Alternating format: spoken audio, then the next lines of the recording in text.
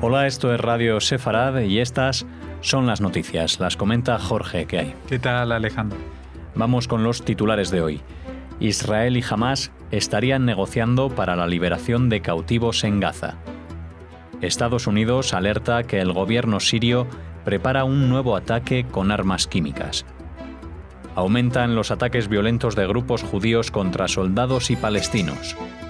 Las fuerzas de seguridad e inteligencia españolas actúan cada vez de forma más anticipada contra el terrorismo yihadista. Estos son los titulares. Volveremos con la agenda cultural tras las noticias. Comenzamos con la investigación de un canal de televisión israelí, según el cual este país y el grupo terrorista Hamás, que controla la Franja de Gaza, han entablado recientemente conversaciones intensivas indirectas con el objetivo de liberar a varios ciudadanos israelíes que los últimos mantienen cautivos. Dichas conversaciones estarían siendo mediadas por una tercera parte y habrían ganado impulso en las últimas 2 semanas tras el regreso del líder de Hamás en Gaza de una visita a Egipto a principios de mes. Hamás tiene los cuerpos de los soldados Oron Shaul y Hadar Goldin, caídos en combate en la última guerra en Gaza en 2014, y mantiene cautivos a Abraham Mengitzu y a Hissam al-Sayed, que sufren trastornos psíquicos y habrían entrado en Gaza voluntariamente, al igual que Huma Ibrahim Abu Ghanima, cuya presencia en la franja no se ha confirmado. Sí, esto es una vieja reivindicación de Israel, de la cual se ha hablado muchas veces que estaban en negociaciones. Recordemos que después de la última gran acuerdo de intercambio en el año 2012, creo que fue, de un soldado israelí capturado por el Hamás contra más de 1.000 presos palestinos con delitos de sangre, pues el propio gobierno de Netanyahu impulsó una ley que fue votada en la Knesset para prohibir el intercambio de prisioneros por presos palestinos con delitos de sangre. Con lo cual esto estaría ahora siendo un impedimento para el propio gobierno de Netanyahu de recuperar los cuerpos de estos 2 soldados y estas 3 personas con problemas psíquicos que se metieron voluntariamente, 2 o 3 porque no se está confirmado que la tercera la tengan, que se habrían metido en la Franja de Gaza voluntariamente. Uno de ellos es un judío de origen etíope y los otros 2 son árabes beduinos, o sea que ni siquiera son judíos, pero que están retenidos contra su voluntad allí en Gaza. Ahora lo que ha dado a conocer el Canal 1 de la televisión israelí es que estas conversaciones están pisando el acelerador y a pesar de ser indirectas, pues parece que están llegando a un grado intensivo, porque podría ser que primero el catalizador, si no es el mediador, es el gobierno egipcio.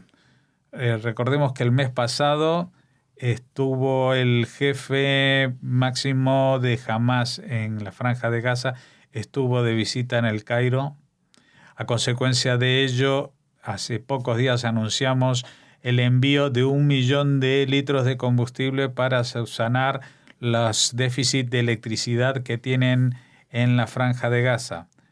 Pues seguramente este no sería simplemente un regalo caritativo de Egipto, sino que puede ser de que esto haya sido con una contrapartida política para propiciar el intercambio de estos prisioneros y cadáveres mantenidos por Hamás por algún...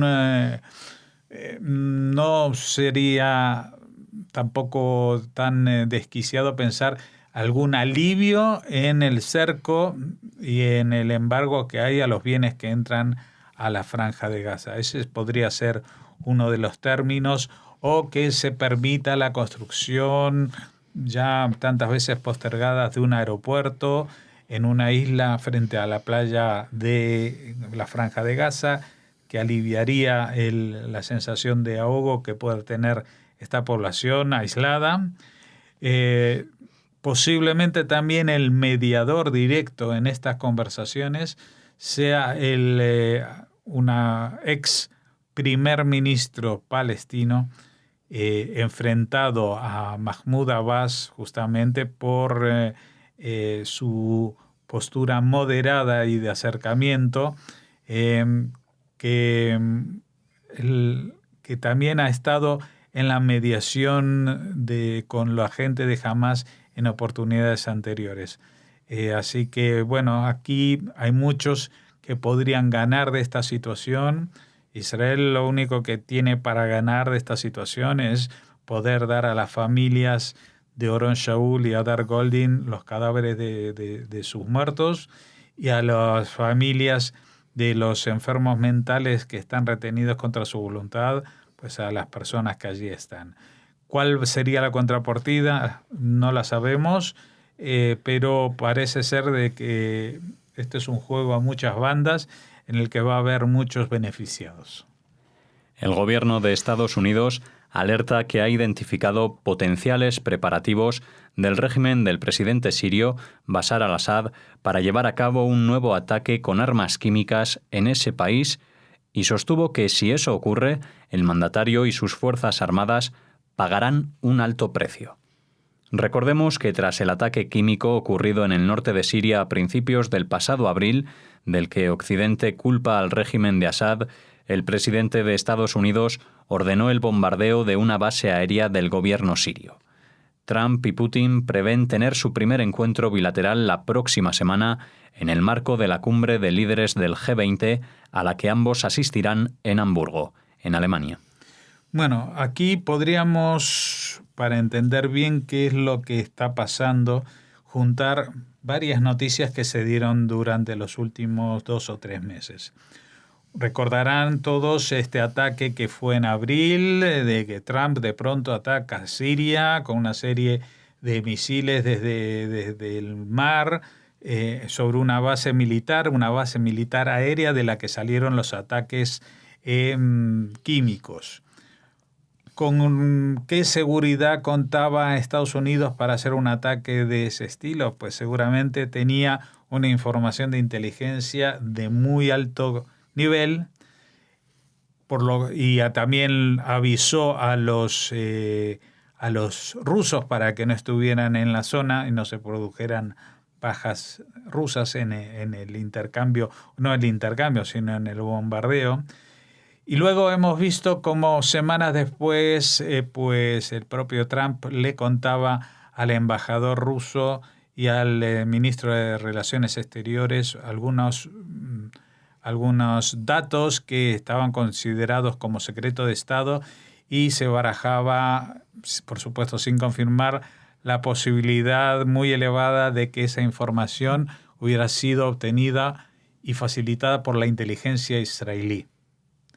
Era respecto a otro tema, pero ahora si vemos que esta noticia habla de que el gobierno de Estados Unidos alerta porque dice que tiene las mismas señales que tuvo antes de aquel ataque con armas químicas. ¿Y por qué en abril respondió tan rápidamente al ataque con armas químicas cuando se habían producido ya en varias ocasiones ataques de este estilo?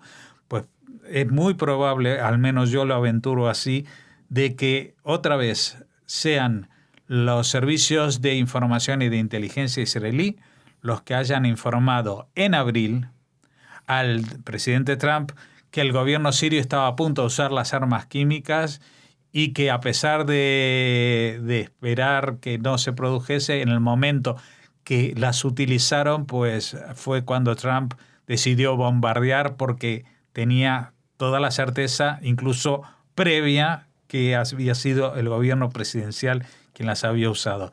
Y ahora le puede ser que también le llegue la información del mismo nivel y por los mismos medios, o sea, a través de la inteligencia israelí, y que tienen una fiabilidad del 100%, que dicen que están a punto de machacar otra vez a población civil con armas químicas. Y en este momento, pues Donald Trump, en vez de esperar a que se produzca el ataque y responder pues lo que hace es advertir al gobierno de Bashar al-Assad y también mandar una indirecta al gobierno ruso, como hizo la otra vez, facilitando la información, diciéndoles: nosotros sabemos que desde tal base se va a salir con un ataque químico hacia tal población civil. No lo hagáis, porque en ese caso Estados Unidos respondería de manera contundente. Y si la vez anterior fueron, no sé si una 50 de misiles, pues esta vez la respuesta tendría que ser incluso mayor. Bueno, todo esto esperemos que se solucione antes o en vez de un ataque real, y que en este encuentro que van a tener en la cumbre del G20, Putin y Trump, logren solucionarlo y ejercer presión sobre el presidente Bashar al-Assad para que no utilice armas de destrucción masiva, porque ya hemos sabido en el pasado que incluso su uso ha justificado la invasión de un país, incluso un uso que al final no se pudo corroborar que fuera cierto. El de Irak se justificó en el uso de armas de destrucción masiva. Pues las armas químicas son armas de destrucción masiva y su uso es casus belli, es un antecedente por el cual Estados Unidos puede entrar en guerra contra Siria, no ya como parte de la coalición internacional contra el terrorismo, sino contra el propio presidente Bashar al-Assad. En las últimas semanas han aumentado los ataques de grupos violentos judíos contra fuerzas de seguridad israelíes y ciudadanos palestinos. La Agencia de Seguridad de Israel, el Shin Bet, advierte de las nefastas consecuencias de este resurgir de lo que considera terrorismo judío. La colaboración entre grupos extremistas judíos de la colonia de Yitzhar, al sur de la ciudad cisjordana de Nablus, conocida por su radicalismo, y jóvenes de la región de asentamientos de Binyamin, en la región central, está preocupando a las autoridades israelíes. El movimiento de estos radicales se conoce como Tag Meir, el precio a pagar, en referencia a las acciones violentas del grupo contra intereses y personas palestinas durante sus primeros tiempos, en 2008, que son interpretadas como un ojo por ojo. Pero los objetivos principales del movimiento también se han extendido a las fuerzas de seguridad israelíes. Esta misma semana, 3 colonos de Yitzhar fueron detenidos tras arremeter contra los soldados que estaban desmantelando una de las estructuras del asentamiento construidas ilegalmente. Sí, lo que advierte el servicio de la Agencia de Seguridad de Israel, Shin Bet, es que, bueno, no solamente que se esté reavivando la posibilidad de un terrorismo judío, que ya actuó, recordaremos que fue, creo que hace 2 años, cuando lanzaron una bomba incendiaria contra una vivienda particular, y en ella murieron los padres y un bebé de una familia árabe que no tenía nada que ver ni con el terrorismo ni con nada, que simplemente estaban durmiendo en su casa. Este movimiento Tag Meir, el precio a pagar, es un movimiento muy peligroso y que ha sido calificado incluso por el propio primer ministro como terrorismo, lo que ellos hacen. Y bueno, al principio, desde 2008 que empezaron a actuar, pues se dedicaban un poco a sentar el terror entre los ciudadanos o no ciudadanos, entre los palestinos de la misma zona que ocupan. Estamos hablando de los territorios en disputa. Esto ya no es una disputa territorial, se ha convertido en una disputa personal, agresiva, por las vidas. Pero es que la virulencia de la violencia que utilizan estos grupos es tal que les hace atacar a los soldados israelíes. No respetan tampoco a los judíos, porque lo que ellos pretenden no tiene nada que ver con el Israel que existe ahora. No pretenden ni la solución de 2 estados ni nada. Ellos lo único que ven como solución o salida política aceptable es la creación o la transformación de Israel en un Estado teocrático que se extienda por todo el territorio que hoy en día ocupa Israel y los palestinos, y que reivindican no las instituciones israelíes, sino el reino de los cielos con la venida del Mesías. Ni más ni menos. Ellos están, por supuesto, apoyando también otras iniciativas que no comparten ni el gobierno ni, por supuesto, los palestinos, como la reconstrucción del templo en Jerusalén, etcétera, etcétera. Y son todas iniciativas incendiarias en una zona en la que ellos pues adoptan posturas tan extremistas como estas que he mencionado. No solo que no participan del ejército, que no hacen el servicio militar como los demás, sino que atacan al ejército, que es hoy por hoy la institución más respetada en todo Israel. Las fuerzas y cuerpos de seguridad españoles atribuyen el éxito en evitar atentados en las detenciones tempranas o anticipativas.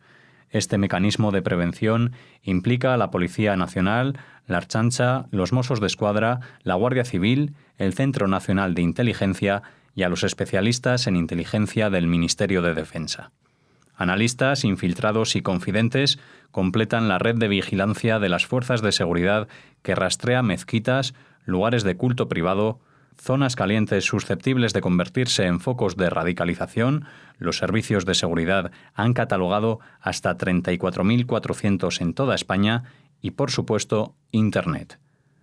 Un contacto con Daesh sin ningún otro antecedente previo puede ser curiosidad, pero si consulta un contenido más de 2 veces, alaba la yihad o contribuye con algún material, ya se convierte en un peligro y hay que cortar de raíz, porque hay una elevada probabilidad de que sea un peón del radicalismo. Esta forma de actuar ha permitido evitar que sospechosos fichados por las autoridades cometiesen atentados en suelo español, al contrario de lo ocurrido en París o Londres. El objetivo es actuar antes de que el individuo concluya su radicalización o vislumbre un plan para cometer un atentado. Las operaciones contra el radicalismo de corte islamista han pasado de 8 en 2012 y 13 en 2014 a 36 en 2015 y otras 36 en 2016. A su vez, el número de detenidos fue de 20, 36, 75 y 69 en los mismos años, respectivamente. Sí, esto es algo de lo que hemos hablado muchas veces aquí en Radio Sefarad y seguiremos hablando porque creemos que es algo loable por una parte y digno de que los demás estados europeos aprendan.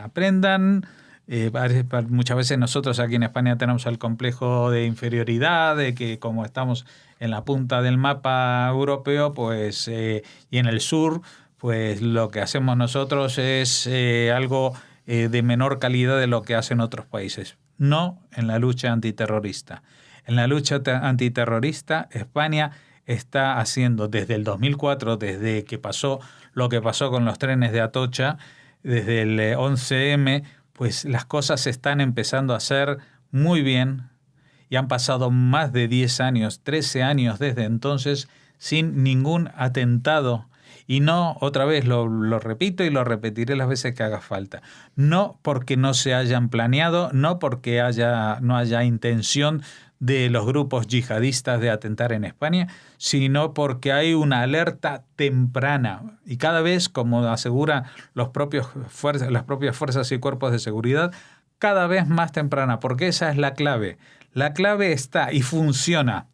Detenciones tempranas anticipativas. Por ejemplo, cuando se analiza la radicalización por Internet, pues evidentemente el Reino Unido y Francia tendrán gente y medios mucho más sofisticados que los que hay en España para realizar este seguimiento. Pero las leyes y las prioridades de ellos no van bien encaminadas, porque aquí, como dice la noticia, uno puede mirar una vez qué es esto de Daesh, buscarlo en Internet e incluso decir voy a hacer de tripas corazón y aguantar la respiración para ver este vídeo de Daesh y qué es lo que quieren. Pero una cosa es que veas el vídeo una vez, Otra cosa es que la veas 2 o 3, 4 veces. Otra cosa es que lo compartas y que junto con este compartir pongas un comentario alabando a la yihad, con lo cual pues ya te conviertes en alguien que está en proceso de radicalización. Y sobre ti tiene que caer ya la lupa de los que están velando por la seguridad y la integridad física de los habitantes de este país. Nuestro agradecimiento a las fuerzas de seguridad, entre ellos los que menciona la noticia, la Policía Nacional, pero también las policías autonómicas del País Vasco, la Ertzaintza, la de la Cataluña, los Mossos de Escuadra, la Guardia Civil, que es el equivalente a la Gendarmería en otros países, o Policía de Fronteras, el Centro Nacional de Inteligencia, que es como sería la CIA de España, y los especialistas en inteligencia del Ministerio de Defensa. Todos ellos están cooperando, son cuerpos que muchas veces dependen de administraciones totalmente distintas, por decirlo de alguna manera, que no todos tienen el mismo jefe ni cobran del mismo sitio, pero en este tema hay un enorme campo de colaboración que incluso se hace extensible a policías de otros países, por ejemplo, de Marruecos, que es otro país que podría darle alguna lección incluso a Francia. Concluimos en este punto las noticias. Ahora hacemos una pausa y regresamos con la agenda cultural.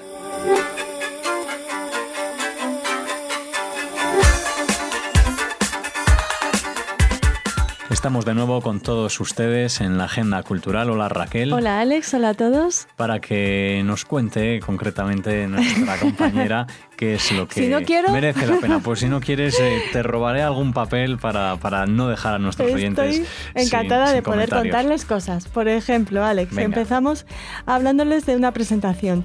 La del libro Los judíos de Zamora, una cronología anotada. Es un volumen que presenta información sobre nombres y apellidos hebreos, judíos, obtenidos de la bibliografía consultada por su autor, Jesús Jambrina. Jesús Jambrina es catedrático de Español y Literatura en la Universidad Viterbo, en La Crosse, en Wisconsin. Es un estudioso de todo lo que tiene que ver con el pasado y el presente judíos de Zamora.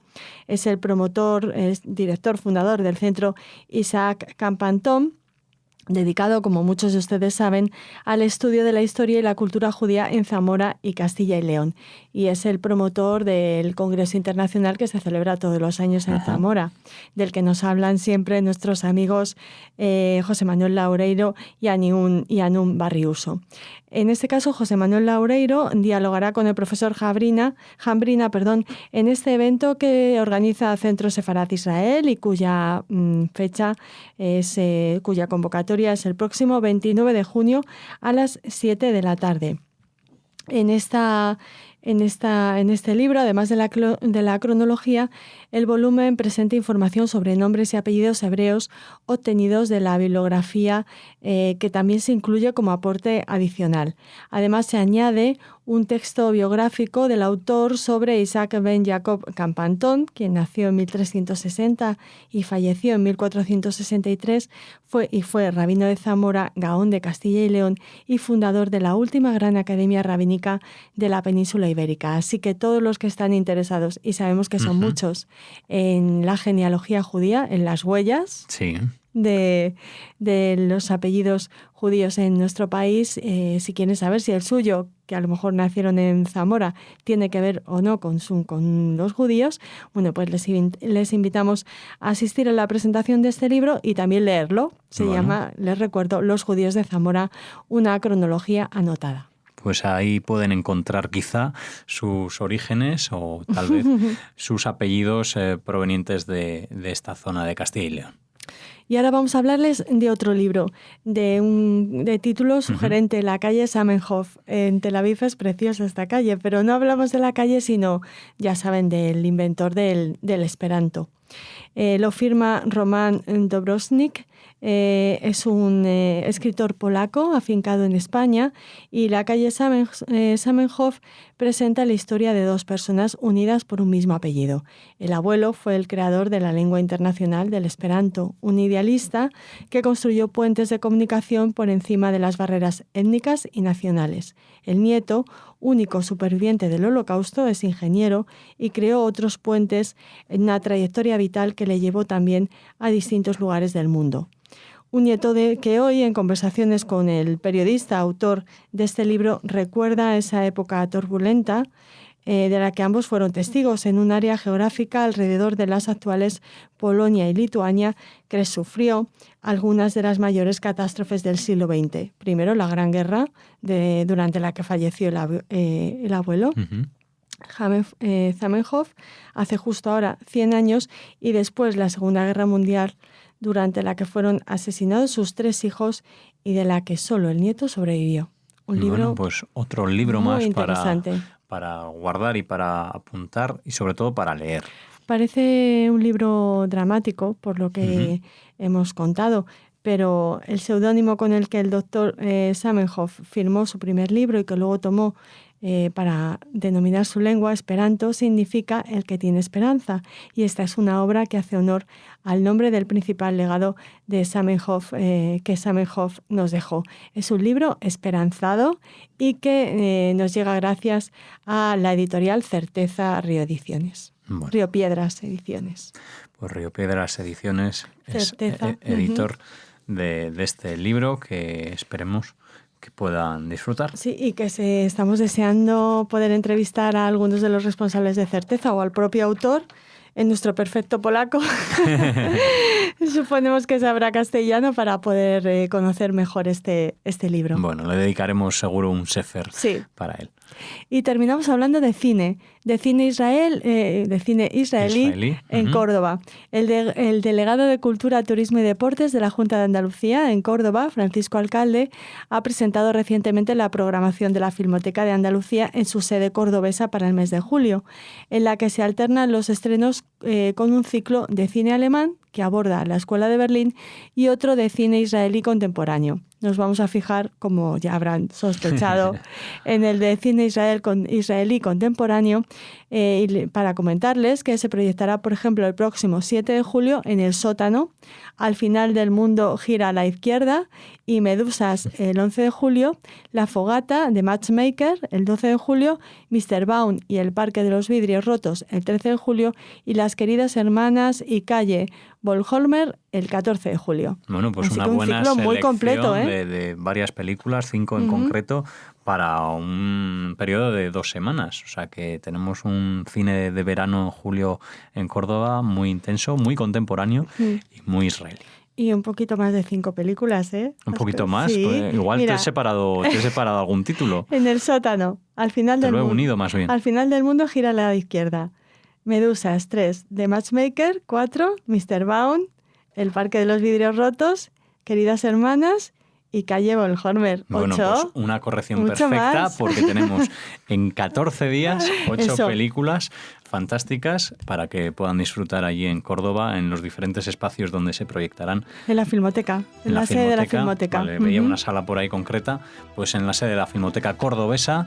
Para más INRI tenemos ese ciclo de cine para este verano y este mes de julio para calentito. Para que conozcan mejor nuestros amigos de Córdoba el cine israelí. Pues muchas gracias por traernos la agenda como siempre, Raquel. Muchas de nada, hasta mañana. Hasta mañana.